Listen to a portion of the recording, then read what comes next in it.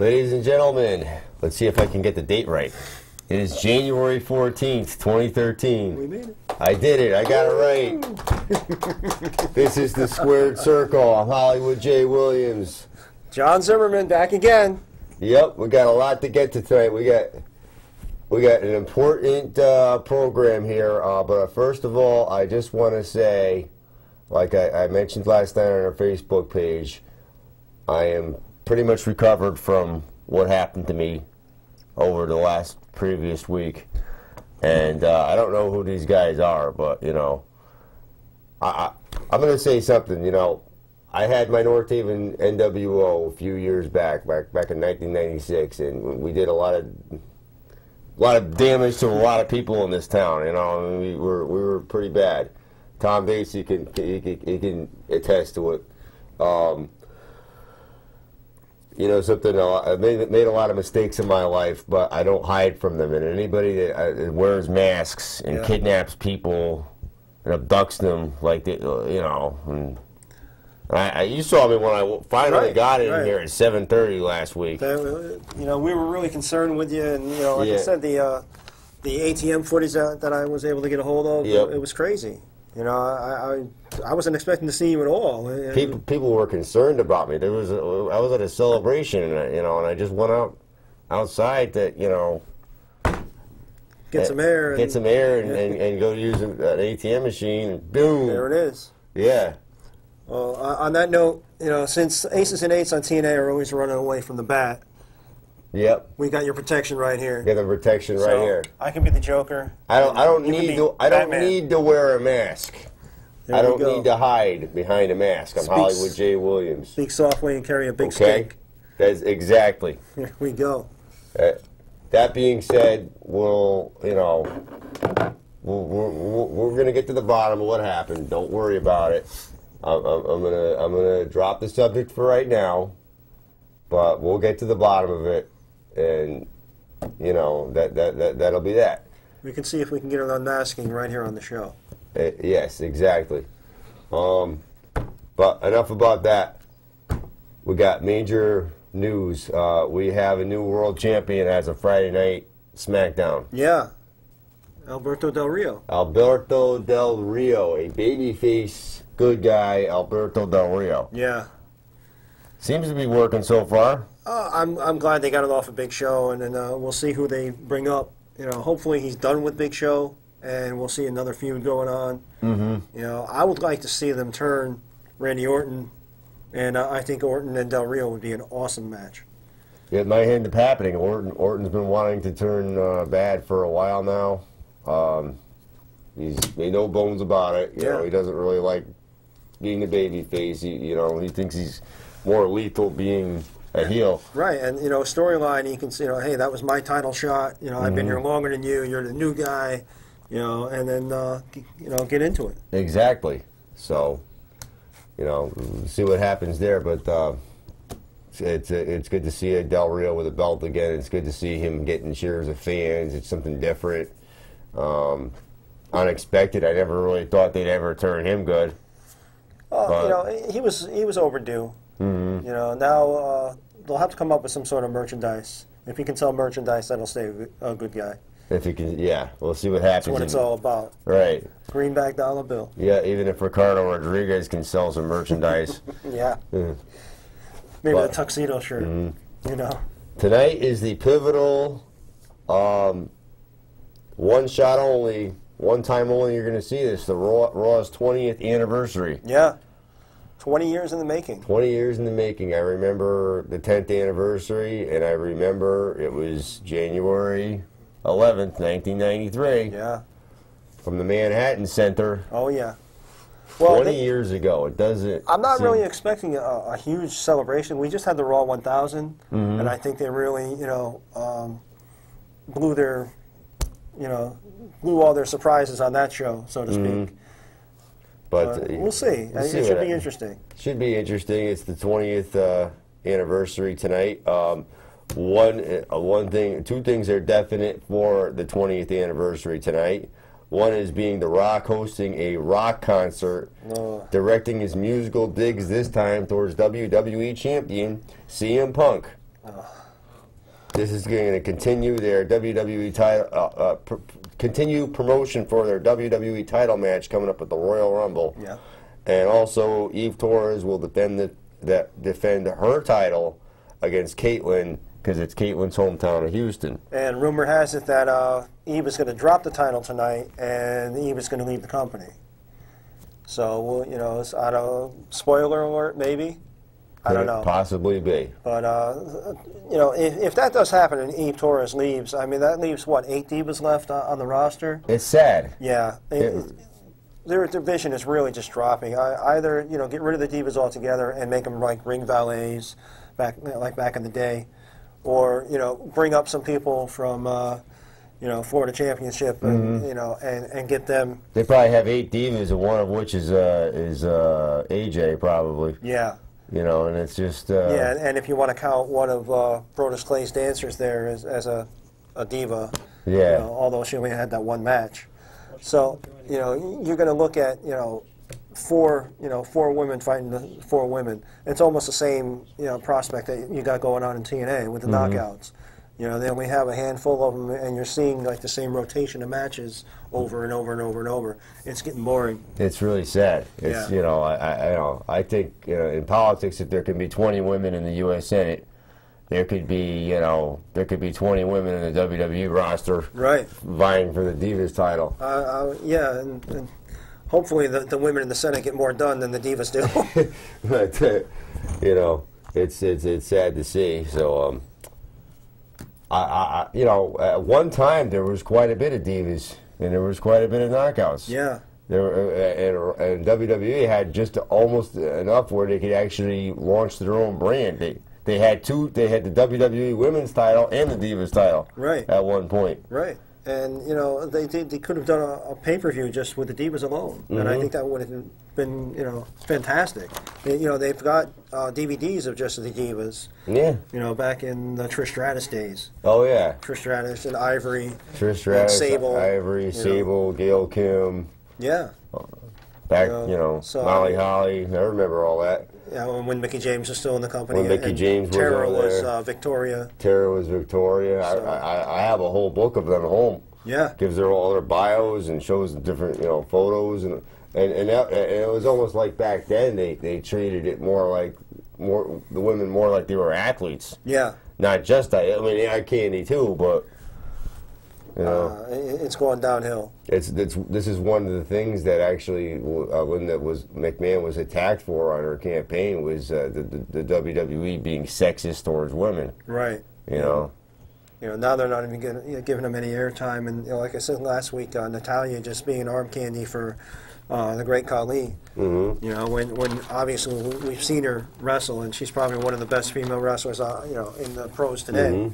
And they don't even let her get in the ring other than to hold Khali's arm. It's sad because that's Jim Neville Neidhart's daughter. You know? Yeah, legacy right there. Tamina Snuka is, you know. Yeah, where's she been too? She's been, you know, I think I saw her wrestle on SmackDown last week or the week before that, but she, you know, that's a tough girl. That's that could easily be the Divas champion. Oh, without a doubt. I agree 100%. They did have someone else not the WWE, not TNA, a promotion called Shine 6. They had a pay-per-view. Shine is a women's league. Right. You know, a league of women wrestlers. Ybor City, Florida. I think it was past Friday night. Awesome Kong was there. Christina Von Eerie, Rebby Sky, Mercedes Martinez, April Hunter. I think the top matches were Kong versus Martinez in the main event. Rebby Sky versus Jessica Havoc. Undercard included Leva Bates versus Kimberly, and somebody named Maiden Sin versus Mischief, but there are actual leagues out there. Oh yeah. Oh, Shimmer is another one. You know, Shimmer is primarily a DVD distributor. Right. You know, they don't have a TV deal, but you can order their DVDs. They have their matches, and they put them out, and it's great product. You know, and you've got like 25 female wrestlers on the roster, and you know you get a good variety of you know, size women. The Shimmer champion is cheerleader Melissa, if I'm not mistaken. Yeah, and Miss Chiff that you just mentioned, is an alumna of Shimmer. So and Natalia and fought there as well. Yeah, cheerleader Melissa, if people can remember, was Awesome Kong's manager at one point. Oh, you're going way back. That's going back. That was a different gimmick altogether. And they have Daphne. I don't know if you remember Daphne from back in the WWF days, but so you've got two full promotions of women's wrestling, and they can definitely come up to the big leagues either in TNA or WWE and make out well. So I mean, it's not like there's a lack of talent out there. No, it's around and it's available, and it's just a matter of TNA and WWE not wanting to step up to the plate. It's sad. It's sad in a way, I mean, my advice is, pursue it. Give them more time. Right, and with 5 hours a week of WWE programming, you would think that they would have some time for the women. I could see TNA, with only the two shows that they have, the one show here and then the one show overseas. But with 5 hours of American television from WWE. Right. They can have a brand. Oh, they can definitely have a brand of their own, and they also have 2 web shows that they can use them on. So there's no excuse for it. That'd be the fairest thing to do, is just get them all off Raw and all off SmackDown and put them all into a third Give them their brand. own show. Yeah, exactly. Like Glow. Glow, Gorgeous Ladies of Wrestling. Gorgeous Ladies of Wrestling. Yeah. That was a while ago. I went back and watched that recently. I found a DVD at the flea market of the best of Glow, and my goodness, I'm like, did I really watch this when I was a kid? Glow, that's we're showing our age with that Glow reference. But TNA had a pay-per-view last night. Genesis. And, was it? Did they have the Genesis that I was hoping that they would have had? Well, the first thing to get out of the way is TNA announced that they're cutting back to 4 pay-per-views this year. They're going back to the 4 pay-per-view status, which I think is a good move. That being said, if Genesis is one of the 4, they can only go up from here because Genesis was terrible. There was no Genesis. If you paid for this, right, you got robbed. You need to call the North Haven police and say TNA just ripped you off. Because why is it the TNA pay-per-views with their names, Final Resolution, nothing gets resolved? There was something else, I can't remember the name of it, but... Turning Point. And it wasn't a turning point. Right. Lockdown, only one match took place in the cage. Right. Lockdown, and the original Lockdown, which I ordered on pay-per-view several years back, right? The whole pay-per-view was just cage matches. That was the whole concept. Right. But I think last year's was, I think 1 or 2 matches. It wasn't every match in the cage like it had been. Which, it's what's the whole point of the show? It's called Lockdown. Well, I mean, you can't get out of the arena?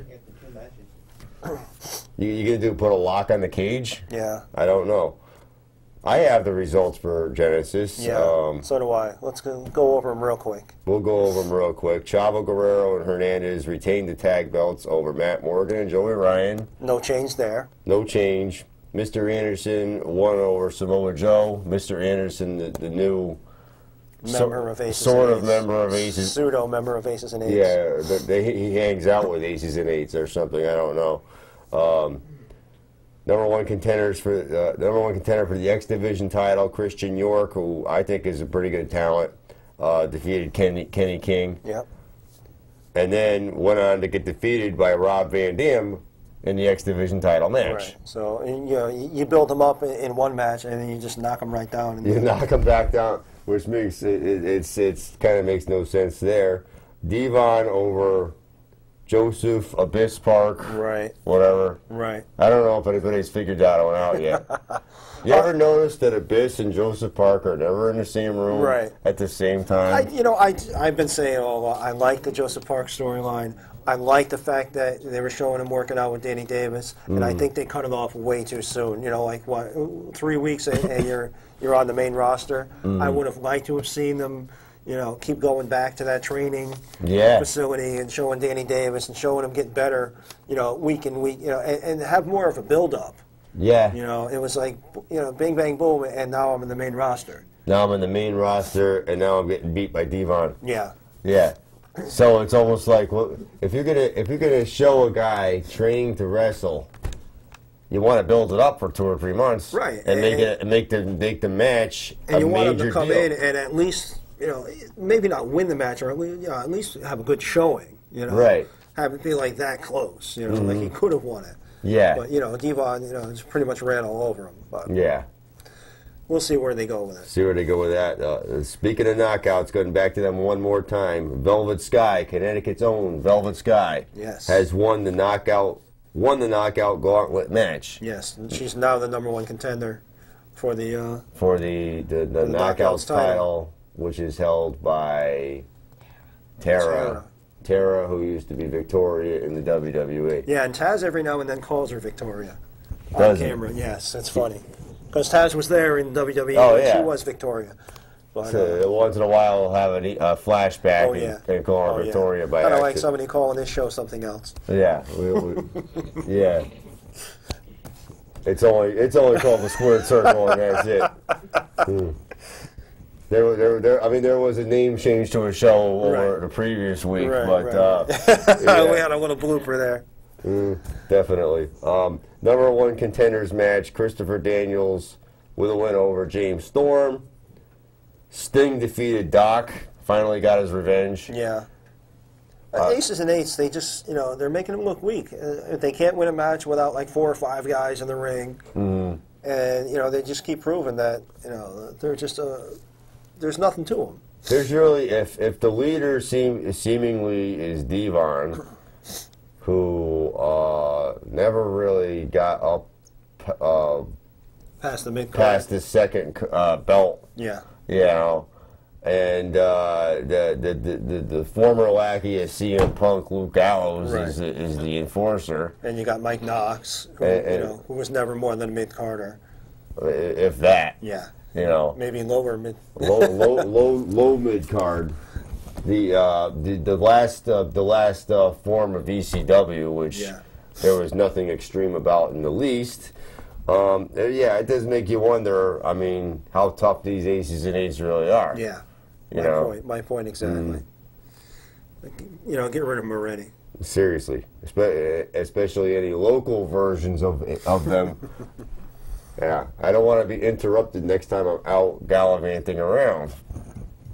Very simple. I'm gonna make sure of that now. We got the enforcer.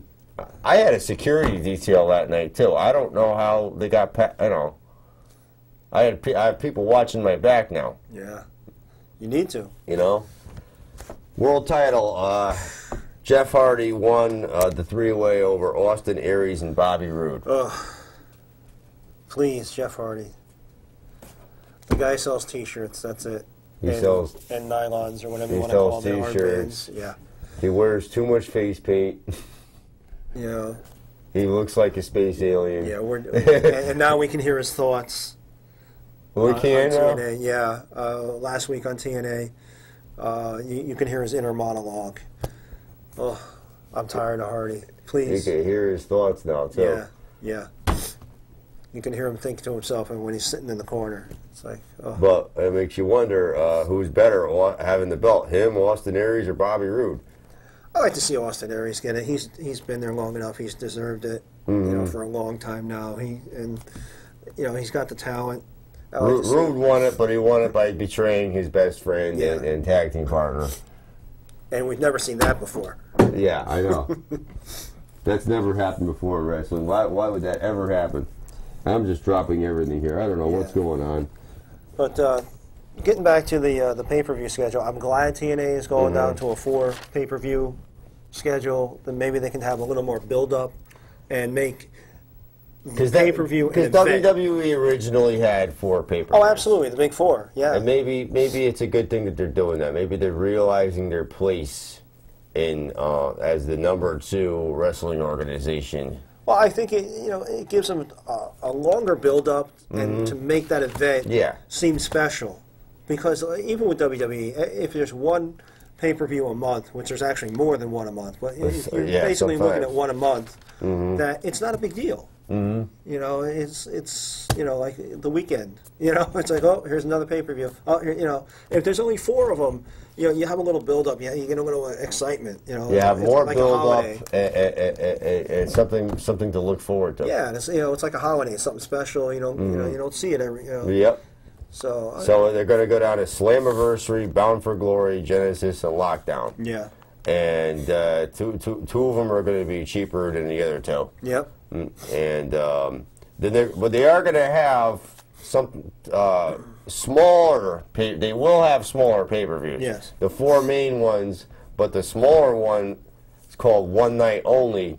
But they're not going to be on Sunday nights. Right. They're going to air them on Friday nights, and they're going to be really dirt cheap. I'm talking under $20. I'm not sure exactly. right. I'm allowed to say the price, but new pay-per-view. That's the new pay-per-view series debuting in April. First Friday of every month they're running it. Actually, this past Saturday, they taped 2 pay-per-views for overseas markets. One of which was the Joker's Wild Tag Tournament, which they've had before. Right. And these 2 in particular are not going to follow the storyline, the current storyline, and they're just self-contained units for the European market. Just for the European yeah. and Indian market, yeah. So, Because I mean, we'll probably end up seeing them either on YouTube or maybe possibly a DVD special. the Joker's Wild. It's pretty much WCW had something called the Lethal Lottery. Yes. It's basically Similar. it's pretty much similar to that. Yeah. Where everybody, you know, You're going to get 2 random tag members just thrown together for that one night, and right. And You might tag team have to tournament. face your tag team partner on the other side. Yeah. Something like that, you know. And Now, how random is the pick, really? But you know, it should be interesting. And if it's a self-contained show where you don't have to know, you know, what's going on in the storyline, and you can just watch it as wrestling entertainment, I think it might be, you know, it might be of some value. Mm-hmm. You know, just that'll be the point where wrestling matters. You're not going Right. to get the soap opera. You're not going to get the wedding. You're not going to get who kissed who and all this which definitely turns a lot of people off from wrestling altogether when they have to see too much of that. I mean, there's programs on during the day. One of them is called General Hospital. One of them on another network is called Days of Our Lives, and they have another one called Young and the Restless. Right. I think, you know, and TNA's. I take nothing away from them, but I think the things that you see on those shows should stay on those shows. Right. And the things you see I mean, they don't do wrestling matches on General Hospital. That would be interesting. It might, actually. It might be better than some of these guys in TNA. I'll tell you that. Yeah. But yeah, the TNA is showing the old and the feeble instead of the young and the restless. Yeah. You know, you got Hogan and Bully Ray, and Yeah. Bully Ray is, you know, we're apparently going to see a wedding between Bully Ray and Brooke Hogan, and you know, literally, she's young enough to be his daughter. She's young enough to be his daughter, And, you know. In real life, you know, I mean, he watched her grow up, and it's kind of gross to me. It's kind of like creeping me out. It's really crazy. I mean, I have some of the abysmal numbers here. January 10th Impact scored 1.02 rating, down from 1.14 the previous week. Okay, a week after drawing their largest audience since August, their viewership declined 25% to 1.29 million viewers. This brought Impact back to the new time slot average of 1.30 million. Thursday evening, Impact ranked number 42 in overall viewers, down 7 spots from the previous one, down 7 spots in males 18 to 34, 4 spots in males 18 to 49. Now, I don't think Genesis had an impact. No. So we're going to leave that one off the table. Well, they didn't even talk about Genesis until like the last quarter hour. No. On Thursday. Yeah. They gave it a very, very lackluster, you know. The way, we're having a pay-per-view on Sunday. Yeah, it was an afterthought. There was no build-up. Yep. I mean, you barely knew who was fighting who on the pay-per-view. It's like it was so bad that last night I totally, oh yeah, wait a minute, there's a pay-per-view tonight. Right. And I had to get all this info. Right. I mean, there was no excitement. There's no build-up. There was nothing. I mean, why even have the thing if you're not going to build it up? I don't understand. Right. If you don't want people to watch it, then don't even have it at all. I mean, but will the wedding between Bully Ray and Brooke help the male demo? And I don't honestly think so. Not at all. You know. Come on, give us. You know, I mean, and the sad part is, you know, Kristen York, Kenny King, two up and coming wrestlers, Austin Aries, excellent talent. Storm, Rude. You know, these are TNA. TNA homegrown guys for the most part, you know, let them wrestle. Give them more TV time. Give them a better storyline. Here's the bottom line: Hogan, Bischoff, gotta go. Bischoff's still there. You don't see him. No, he's still there. But he is still there. And you're going to see Garrett Bischoff unmask soon. Maybe as an Aces and Eights member. Absolutely. Maybe it's the son trying to take after the father. Yeah, that's my prediction. It could be something like that. You know, while we're talking about Hogan, Hogan filed a lawsuit against the Tampa Laser Spine Institute for $50 million. Tampa, why is that? Apparently his back surgery, and he's not happy with the results of it. And he's blaming them, and he's going to go after them to make restitution. Because, you know, I mean, obviously he's in really bad shape. And also at the moment he needs the money. Oh, yeah. Yeah. Any divorce will cost you that. any big major divorce like the one he is just going through. Plus the lawsuit with his son. You know, that didn't help at all. That didn't help at all. They read like a soap opera. Everybody remembers the Hogan Knows Best reality show. Best, yeah. Yeah, which was somewhat interesting, but, you know. Yeah, this is reality TV now. Those days are gone, and this is real reality TV. Yeah.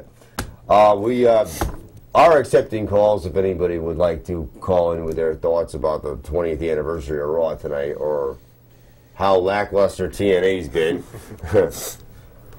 I do have some facts, some interesting facts about Raw. Okay. About this is 20 years in the making here. Let's see if I can find 10 fun facts about Raw. 10 of them. All right. When Raw debuted on January 11th, 1993, a gallon of gas was only $1.11. I'll take that. I'll take that now. That's perfect. Dozen eggs were 29 cents. Oof. #1 movie was A Few Good Men. The #1 song was I Will Always Love You by Whitney Houston. Whitney Houston. 1993 was the year before I graduated from the greatest high school in the state of Connecticut, North Haven High School. Okay. And I remember the first episode of Raw. I don't remember gas prices because I wasn't driving at that point. I remember gas prices. Yeah. I'm a little older than you, Jay. Yeah. I just turned. It has aired 1,024 episodes, 2,089 broadcast tours. It has been viewed 4 billion times by people in the United States over the past 20 years. It has logged over 700,000 miles in its travels across North America, and I thought when I drove to Florida 2 years ago, that was a big deal.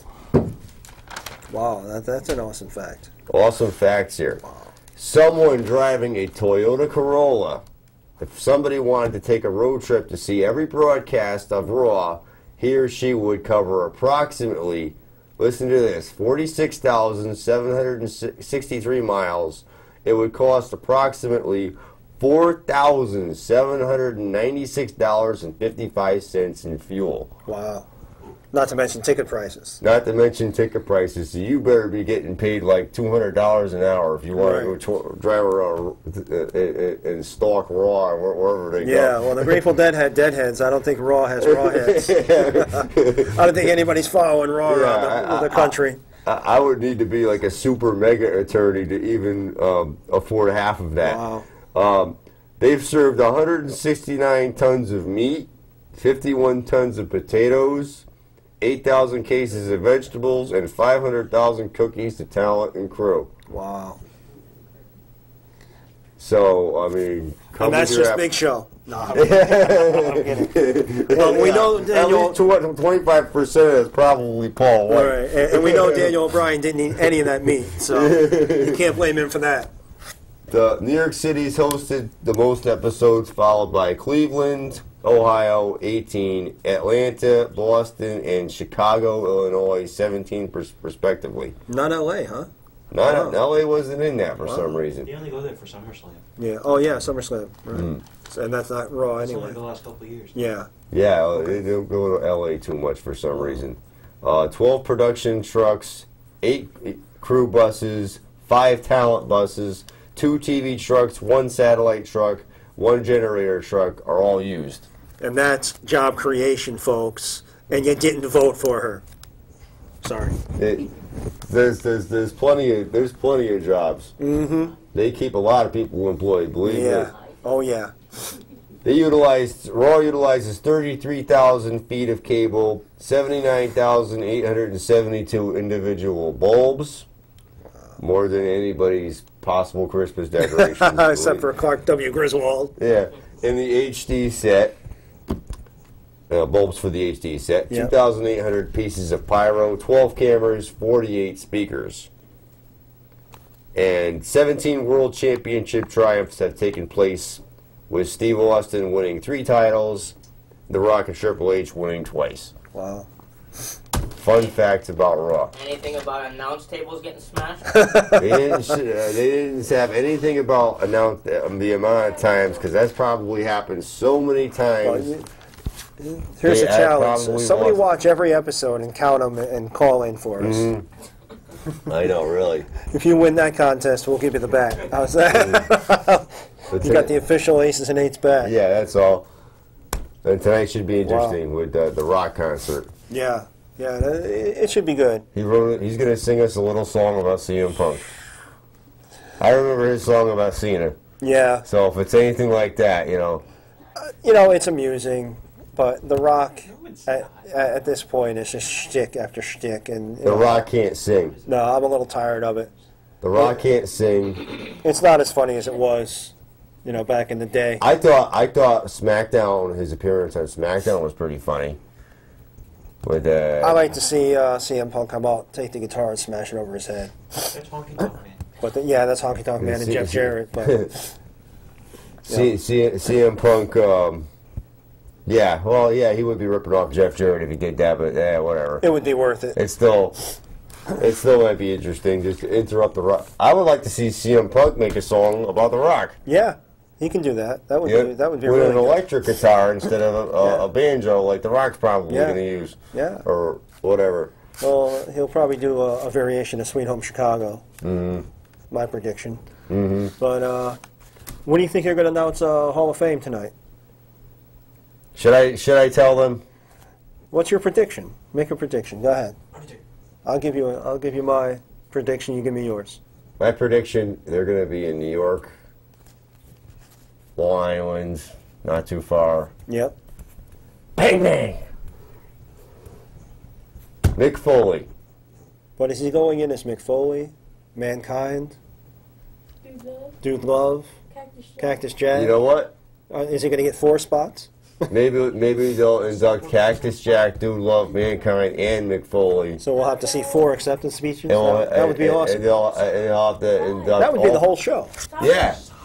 And Mr. Sacco. And they can induct Mr. and the Rock and Sock Connection. Right. There we go. So we got like 5 inductees right there. It'll actually save them money. Yeah. I'll make 2 predictions. One that was given to me by the audience members and one of my own. My prediction is Trish Stratus. She's long overdue. She's still on a Legends contract with the company. Mm-hmm. I see Trish Stratus being there. Another prediction would be Mr. T. Mr. T for the celebrity wing. Yeah, for the celebrity wing. Mr. T for the celebrity ring. And I don't see Bruno Sammartino. Bruno Sammartino. Even though they ask him every year, I don't see that happening. Yeah, I don't see from what I understand, I don't see that happening. if it ever does happen, it'll be after Bruno is no longer with us. Yeah, and you And know what? the son will end up doing it. You know what? And I think Bruno would put that into his will that he doesn't want. He probably, He's so adamant against he Vince. probably still wouldn't want it. I think the world would have to come to an end, and then he'd think about it. He doesn't want to go in even posthumously. We may get the Poffo family. Randy's wish was to go in as a family because he wanted to honor his father. Right. Randy. So we're talking Randy Savage. The Macho Man Randy Savage, his father was Angelo Poffo, and his brother is Leaping Lanny Poffo. And that was something he talked about before he died. Right. Was that he wanted to get inducted as a group. Yeah, and you know, for those of you that don't remember and don't know, that Randy Savage was back in negotiations with WWE. He was in the Superstars video game. Mm-hmm. He was doing promotions for the video game, and there was talk of him becoming involved in some way again with the WWE. So I mean, he was on his way to come back, and unfortunately, the accident happened, and we'll know what would have happened. But he did want to go in as the Poffo family. He didn't want to take the glory off for himself. Mm-hmm. He wanted to honor his dad and his dad's contribution. Obviously, without his dad, him and his brother wouldn't be in. Would have never been in the business to begin with, So that. And I'd imagine they would put in Miss Elizabeth as well. I think so too. In that grouping, because growing up, Miss Elizabeth was as big a part of the WWF as anyone at that time. The manager of the Mega Powers. Oh, absolutely. Everybody remembers that tag team, of course. But she was always, they had great chemistry. They were married. Yeah. For a long time. On screen and in real life. Mm-hmm. So. Exactly. She was a big part of what was going on back then too. Yep, and maybe they found their way back to each other magically by now. It's possible. It's possible. Yeah, they've been reunited in the wrestling ring in the sky. Exactly. Maybe another guy that recently left WWE, Chris Jericho. Mm-hmm. Could be a contender for the Hall of Fame. He could definitely. It's a little early, but I mean, if they're desperate to get somebody in, Jericho's around, and I'm sure he would be an awesome speech. There's a lot of names they could, Jericho's got a new web show coming out called "But I'm Chris Jericho." That starts on the 20th. Mm-hmm. You can find that on the internet. He's going on tour with Fozzy in February, starting out in Australia. He's doing all the big festivals, and Fozzy's just played Oakdale. A couple weeks ago, and he's doing really well with the band. The CD is out is fantastic. I recommend you picking it up. And he's also doing a show called Robot Combat League. I heard about that. Yeah, and that's starting on February 26th. So Jericho's got a lot going on, and he's great at self promotion. So I mean, hooking himself up into the Hall of Fame ceremony and being able to go out on your Hall of Fame weekend, access, and promoting himself would be an awesome, hand in hand. The tickets are on sale. For the Hall of Fame. The Hall of Fame will be taking place April 6th at Madison Square Garden. Right. Access is happening at the Izod Center, correct? Yeah, access will be happening at the Izod Center, which is the former Continental Airlines arena. Right. Yeah, it's kind of out of the way, but. It's next door. Yeah. It's out of the way to get there. This is a tri-state WrestleMania. Yeah. Basically it, giant stadium. Which is in Jersey. Another name I heard for the celebrity wing might be Lawrence Taylor. Lawrence Taylor took on Bam Bam Bigelow. Yeah, I remember. Yeah. At the WrestleMania back in Hartford. Yeah. Bam Bam Bigelow. Bam Bam Bigelow would be a good possibility. It's a good possibility. You figure wherever they go, they try to do it geographically. Yeah. So I would definitely agree with you. Mick Foley, being from Long Island, right up the road. Paul Heyman might even be a possibility. Wow. Paul Heyman. Wow. I didn't even the consider founder of ECW. That I would like to see. That that is possible. I would think that would be highly possible. I think being that he's still active, they might wait until either he retires or he's no longer on screen at least. But it's a highly Yeah. or any possible person that was involved in ECW at all. Well, yeah. Could easily slide into the Hall of Fame. Yeah. Well, somebody that's not. Yeah, the ECW zombie. I ECW. doubt that's going to happen. The odds of that are 1,000,000 to 1. Somebody like a Tommy Dreamer or Tommy Dreamer definitely should be in. I mean, the innovator of violence. yeah. Yep. Somebody that was on the ECW roster that I don't think would be in the Hall of Fame, but is coming right here in Connecticut is Just Incredible. Mm-hmm. He was just added to the January 26th PWA show, Shelton, Connecticut, at the Boys and Girls Club.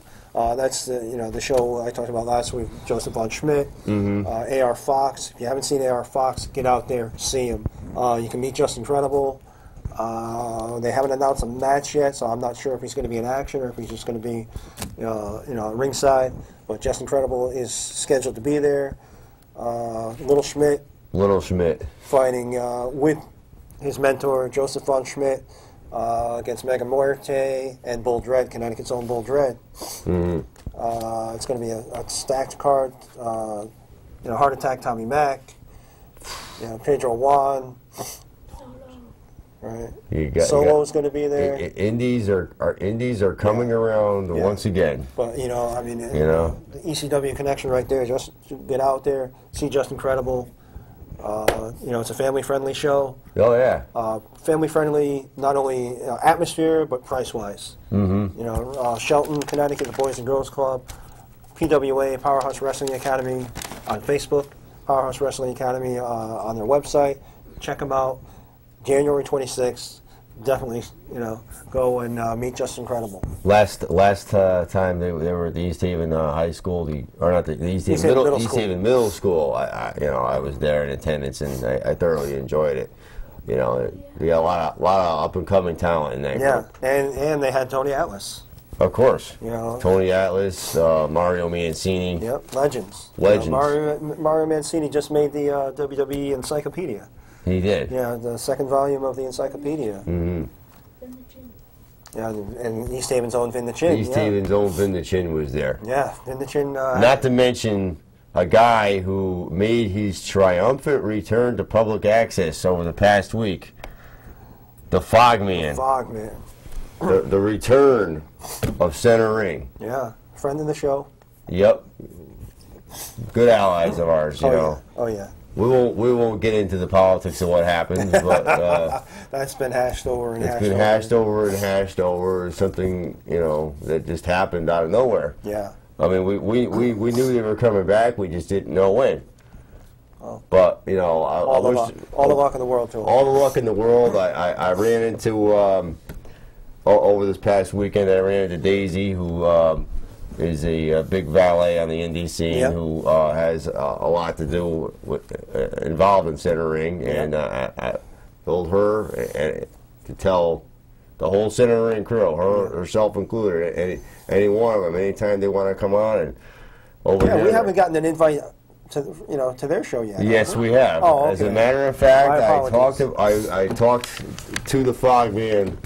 The evening that he came back, that very night, he called me to tell me he was back, if I didn't know already, which I knew. Yeah. And he said, yeah, you guys want to come on, have a segment, come on and talk, whatever. So, we'll go and take over the show.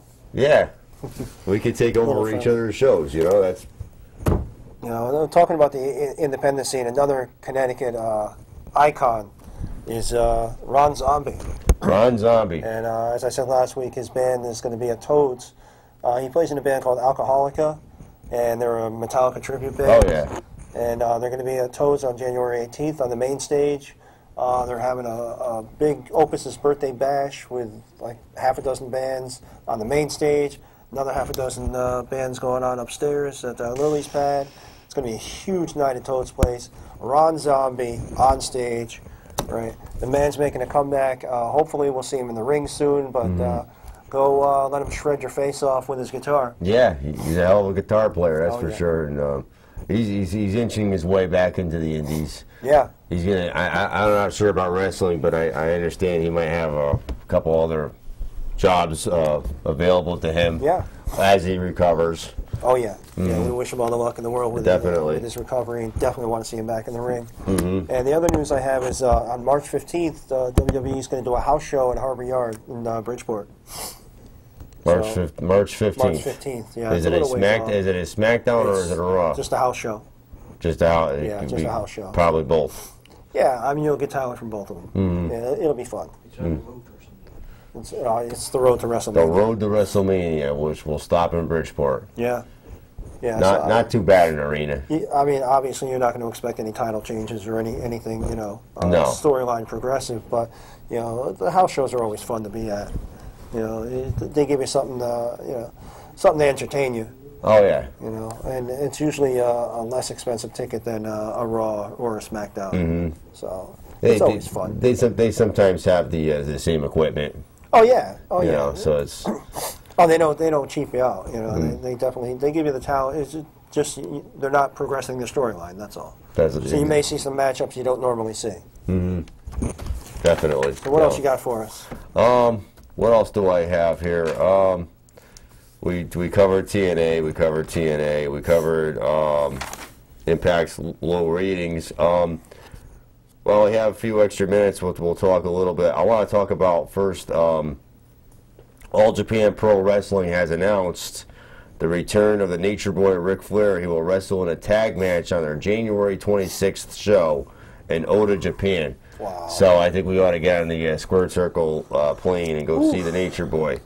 Scheduled a team with Keiji Muto, otherwise known as the Great Muta, taking on Tatsumi Fujinami and Sei Sanada. Flair is the latest U.S. wrestler to be brought in by Muta.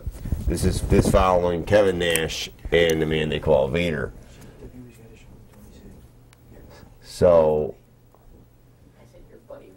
my friend Vader. Yeah, friend in the show. He's a good friend. He's a good friend of the Squared Circle, believe me. But what about Flair at his age going over to Japan? Where in Japan they actually consider this, they actually talk about it on the news. Yeah. Professional wrestling in Japan is a totally different animal than it is here, and they do take it, as reality. Mm-hmm. And the Japanese audience is really, really, really heavily into it, and I don't see Flair doing much more than tagging in, doing a couple of chops, and tagging out. Mm-hmm. I mean, the guy just doesn't belong in the ring anymore. I mean, Ric Flair, you're ruining your own legacy, as Hogan did. Be a manager, be a mentor, be the general manager, anything. But, Yeah, I mean, I think once in a while, my opinion, once in a while, if he still thinks he can fight, God. but not, Did you learn anything from Jerry Lawler? Jerry Lawler nearly died. Yeah. He's done with being in the ring. He's not. Jerry Lawler will never wrestle again. He had a heart attack. Unfortunately, I think Ric Flair is just going to keep going until he either dies in the ring or he's disabled. Could be exactly what he wants. I don't know. I hope he stays in good condition. I do too. I mean, I wish I don't wish ill on anybody, but come on. How old is he now? He's 64 years old. And they consider when you go over to Japan, they don't have weddings in the ring. Right. They don't have. Oh, it's intense. It's aces action. and It's eights or Shield or whatever. They don't. You don't see Tatsumi Fujinami speaking into the microphone for 15, 20 minutes. Oh yeah, and the other guy coming out. It doesn't happen that way at the Egg Dome. Right. They get in there and they fight. Yeah. They don't talk to each other. Yeah, I mean, like I said, it's a different animal than it is. Yeah. It's not entertainment over there. It's wrestling. It's wrestling. And the fans don't hold up signs. Sometimes they come to the arena dressed up. Yeah. Oh, yeah. And the fans are silent until the end of the match, and then they clap. Mm-hmm. It's very weird if you watch any of their shows on the either iPay-per-view or a DVD, right? And even if you hear any interviews from like some of the rock bands that go over there, and they don't get any reaction while they're playing. and then when the song ends, and then they get a clap. Yep. And That's the way it is. Yeah, it's very disturbing. It's just their culture, and it's just they respect the performers either in the ring or on the stage while they're doing their performance, and then when it's a break in the performance, and then they show their appreciation. Definitely. So Flair's not going to get the woo reaction that no that he gets here. Yeah, he's not going to get that kind of he might not be used to. And he wrestled in Japan before. Oh yeah. I mean, he knows what he's getting himself into. Especially the old timers. Most of them have done tours in Japan. I mean, Hogan started over there, when he was up and coming. Flair definitely has done tours over there. I mean, all the guys have done it. The Japanese have been very helpful. Jericho in his books talks about being over there, and it's a great learning ground, it is proving ground for these guys because it is all action. It is all, yeah, exactly. That's where it's intense. Yeah, and it's stiff. You come over here to America if you're a Japanese wrestler to chill out and calm down a little bit. Yeah, the rest of your body. I mean, if you know the term, they work stiff over there. They don't pull their punches. They really wrestle. It's I want to say almost a step toward the UFC. Yeah. Yeah, it's covered in the sportscast on the news. Yeah. It's covered in the sports page over there in Japan. So I mean, at Flair's age, I hope he knows what he's getting himself into. Yeah. And we're talking arenas, I mean, twice, 3 times the size of what Raw fills here. Oh yeah, the Egg Dome is probably one of the biggest arenas in the world. And they fill it. And they fill it Tokyo to Dome, capacity. Speaking of injuries, Ring of Honor champion Kevin Steen worked an indie show, severely injured. The severe injury occurred at a TV taping the night before. So he did an indie show, and at the actual pay-per-view was injured. The main event scheduled was Steen versus DGUSA champion Johnny Gargano, which was switched to a tag match because of the injuries, I guess. Yeah. He says that Steve, the promoter for Smash, said that, which was the indie promotion, I guess, said he couldn't even walk or get up properly off of a chair backstage. He said Steen would normally have canceled, but he didn't want to disappoint the fans. Right. But disappointing the fans or giving yourself further injury, is it really a smart thing to do to work like that? I'm all for safety. Yeah, I mean, these guys are tough, but you know what? When you're in Dragon Gate, Ring of Honor, and some of the lesser promotions, you don't work, you don't get paid. These guys got families, bills, like we all do. Yeah. And hey, you don't work, you don't get paid. You don't work, you don't get paid. You're gonna work. Sometimes you don't feel well, you got to go to work. Sometimes I don't feel well, I got to go to work. I got to feed my family. It's the things we do, but I mean, if it's that severe an injury, right? That's another big debate as to health care and all that, and promoters taking care of their people and right, doing the right thing or not. But Ring of Honor, and especially the independent scenes, they don't have the budget and the money to cover their employees like that, and they're independent contractors, and these guys are out there just living, from hotel to hotel, and independent. There isn't, we say go out there and enjoy it, and yeah, you need to support it because these guys are, literally living, check to check, from one show to another. And just pulling in the one show with their last gallon of gas, and getting their pay and filling up the tank and driving to the next show. That's the start of a wrestling career. That's what you do. And the end of the wrestling career. I mean, watch. And sometimes the end, yeah. Watch Mickey Rourke and the Wrestler. I mean, that's how it is. Watch Behind the Mat. Any of the. Beyond the mat experience. You wind up making your way back there somehow. Yeah, I mean, it's like again, I keep equating it to the music scene. You start out at the little clubs making, $100 a night. You get up to Madison Square Garden and, Giant Stadium, and then you go back to working at the clubs. Working at the clubs again, wondering what happened. Yeah. Unfortunately, not everybody can stay at the top forever. No. And obviously nobody starts out at the top. And these guys are just hoping to make it to the big leagues, in TNA or WWE. Mm-hmm. And like I said, he shows up, he's got to wrestle, or he's not going to get paid. Mm-hmm. And who knows? Maybe there's a scout in the audience for some of the big leagues that night, and he wanted to go out and turn it on. Yeah, he wanted to turn it on, and he just didn't let his injuries bother him. So, hopefully, whatever the case may be, Kevin Steen, I hope it gets well.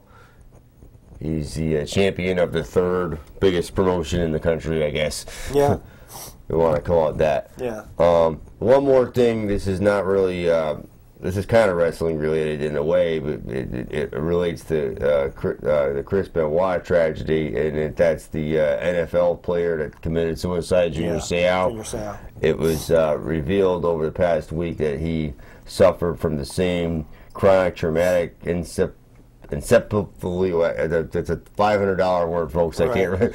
But due to repeated blows to the head and other head trauma, so he basically had the same thing that Benoit had. Right. And it's unfortunate that it's taken this long for the medical community to catch up and do studies. And Mick Foley has donated his brain himself. Yeah, himself. When he, because obviously, who's had more concussions than Mick Foley? Oh yeah. Right. And, the most famous is the most famous is oh my God, he's killed him! Oh my God, he's killed him! He's got a family to feed for the love of God. Jim Ross used to always say that. Oh yeah, Jim Ross. I just keep picturing, mentioning Beyond the Mat. They show the scene where he gets thrown off the top of the cage through the table, and that Hell in the Cell match, that initial one with the Undertaker. Yeah, with the Undertaker. Oh my goodness, and they right in front of his kids, and who hasn't had more concussions than Mick Foley? I know. And he's donated his brain to the study. And what's left of his ear, maybe? Yeah, what's left of his ear. That Vita ripped off back in Germany. Yeah. Yeah. But hopefully, with more study and more information, we can avoid this, especially in the football players, especially in these little kids that are playing, Pop Warner and banging each other in the head. We don't want to see this happening to anybody else. It's a tragedy, It's a tragedy what happened to Benoit and his family, and it's a tragedy what happened to this Junior Seau, and it's preventing things like that in the future. Right, and you know what? If I don't get to see somebody fall off the top of the cage because it's unsafe, it's fine by me. I can be entertained by something else. Exactly. Right, you can find another way to entertain me other than knocking yourself out, literally. Anyway, enjoy Raw's 20th anniversary tonight. We are wrapping things up here. We'll be back next week for another informative edition of the Squared Circle. And look out for the North Haven chapter of Aces and Eights. Watch your back, everybody. Well, especially my fellow North Haven legends. Carry a big stick. I'm worried that they might come after somebody, in my age bracket that I know from way back in the day. And one of the NWO. North Haven legends. We got to watch out. We got to stick together. I'm Hollywood J. Williams. John Zimmerman. And we'll see you next week. Good night and good luck.